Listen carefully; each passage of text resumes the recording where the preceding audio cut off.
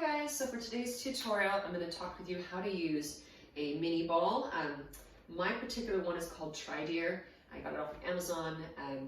I would look for a ball that is maybe a thicker consistency in terms of material. You don't want this popping. In fact, if you have a ball that actually pops, there's a problem with it. When you apply even pressure on all sides, it should be pop resistant. You know, much like an egg, if you were pressing from all sides, it shouldn't collapse in and on itself.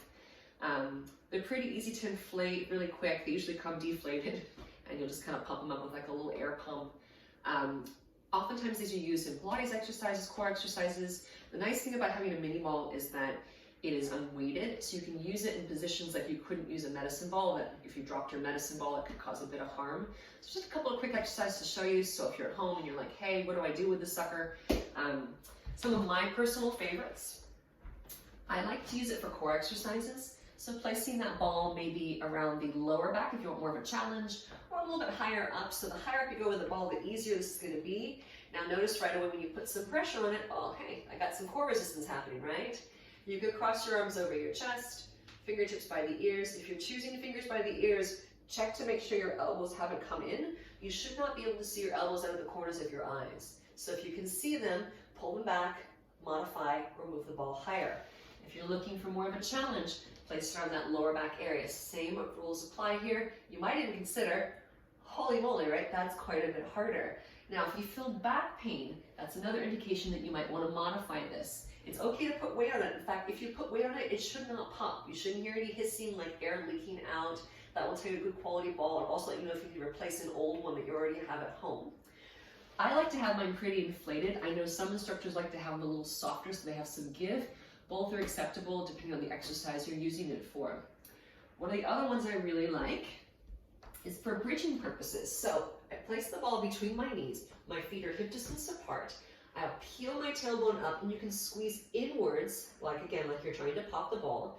Like a little thigh master, so you squeeze in and out, in and out. A couple more. Can you get your hips a little higher? Working those inner thigh muscles and glutes. Give me 4 more. Maybe you turn your palms up so you don't use your arms. Last 2. 1 more. Go ahead and release it on down. Good. Rolling up to seated. This is another one that you could do standing if you want. You're going to take your palms on either side of the ball. You're going to press your hands into the ball and then reach it towards me and then reach it back. I'll give you a couple of views here as well. So sitting tall, squeeze the ball as you reach forward and back. This is a great one that I use for my senior classes. Helps to give them a little bit of resistance in the arms, and it's not too heavy. You want to avoid the rounding, yeah? So think about extending out and up. You could also try it in different planes of motion, maybe overhead, you know, or side to side. Just see where that challenge might lie. Good, nicely done. So let's go one more, just so you have a couple of fun things to play with. I will often put the ball in between my feet for core exercises. Just gives a little bit more focus and flair. You can squeeze in with your ankles, hands beside you or underneath you. You're going to inhale, lower your legs down. Exhale, find your way up. Now, as you're moving here, you want to make sure that your back stays on the floor at all times. You're inhaling on the way down. You're exhaling on the way up. Your belly button is anchoring down towards your mat. Right.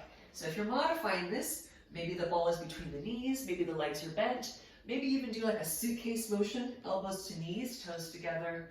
This is another great ab exercise that can be done with a medicine ball as well if you're a bit more advanced. But anytime you add pressure on that ball, side to side, you're going to increase your challenge of the exercise. So I hope that was informative, and I'll see you again in the near future.